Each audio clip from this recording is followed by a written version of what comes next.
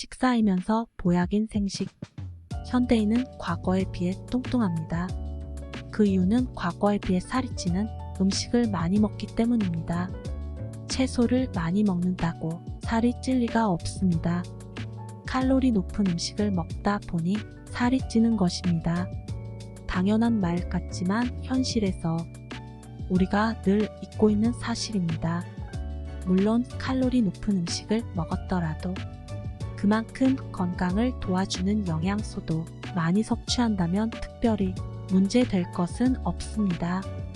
그러나 칼로리 높은 음식을 선호하는 사람은 면역력과 신진대사를 키워주는 효소, 엽록소, 식이섬유, 비타민, 미네랄이 많이 들어있는 음식은 피하는 경향이 있습니다. 물론 일부러 그러는 것은 아닙니다. 육류 등 칼로리 높은 음식에 길들여지고 나면 다른 음식은 입맛에 맞지 않습니다. 그렇게 길들여진 것입니다. 우리 몸은 우리가 먹는 대로 만들어집니다. 건강하고 싶다면 건강한 식품을 먹어야 합니다. 몸에 질병이 있다면 건강하지 못한 식사를 했을 가능성이 높습니다. 현대인은 과거에 비해 식사량 자체가 많아졌을 뿐 아니라 고단백질, 고지방질, 고영양가 식품을 주로 섭취합니다. 이런 음식이 꼭 나쁜 것은 아닙니다. 영양 상태가 좋아지면 우리 몸에 에너지를 충분히 공급하여 건강의 질을 높일 수 있기 때문입니다. 문제는 지나칠 때 나타납니다. 우리가 먹은 음식은 우리 몸의 대사 체계에 의해 적절하게 분해되어 사용되거나 저장됩니다. 그런데 대사 체계가 처리할 수 있는 한계를 넘어 영양이 공급되면 몸 전체에 악영향을 줍니다. 당 대사에 이상이 생기면 당뇨가 발생하고 지방 대사에 이상이 생기면 고지혈증과 고콜레스테롤 혈증이 발생하며 단백질 대사에 이상이 생기면 고케톤요증이 발생합니다. 전에는 이 질환들을 별개로 여겼으나 최근에는 모두 원인이 같다고 해서 대사증후군이라고 아울러 부르고 있습니다. 우리나라 성인 4명 가운데 1명 이상이 대사증후군으로 고생하고 있다고 합니다. 이는 비만의 나라라고 일컬어지는 미국과 견주어도 나을 게 없을 정도로 아주 심각한 수준입니다.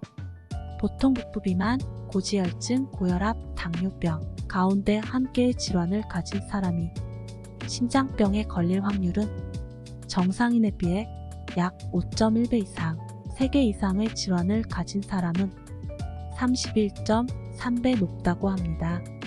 상황이 이런데도 중년 남성 중에는 대사증후군을 안고 살아가는 사람이 매우 많습니다. 대사증후군이 생명을 위협하는 치명적인 질병인 것은 통계에서도 드러납니다.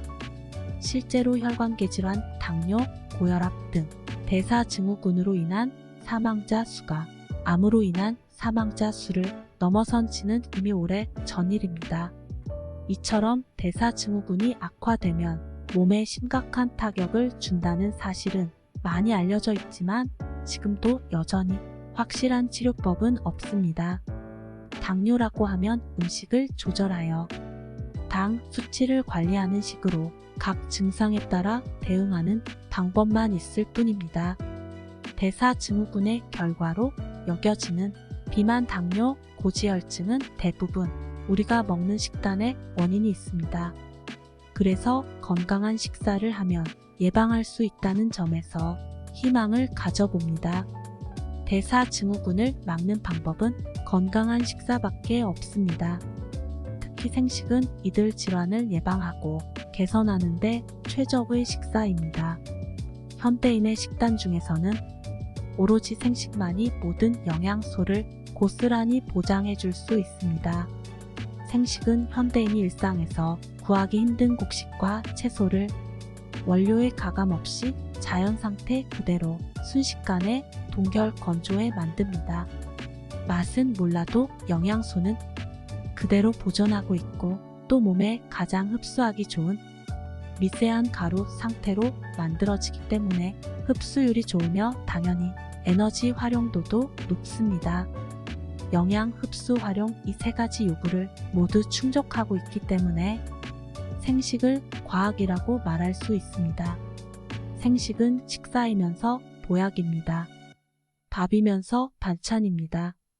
면역 밥상 생식 이야기 황성주 박사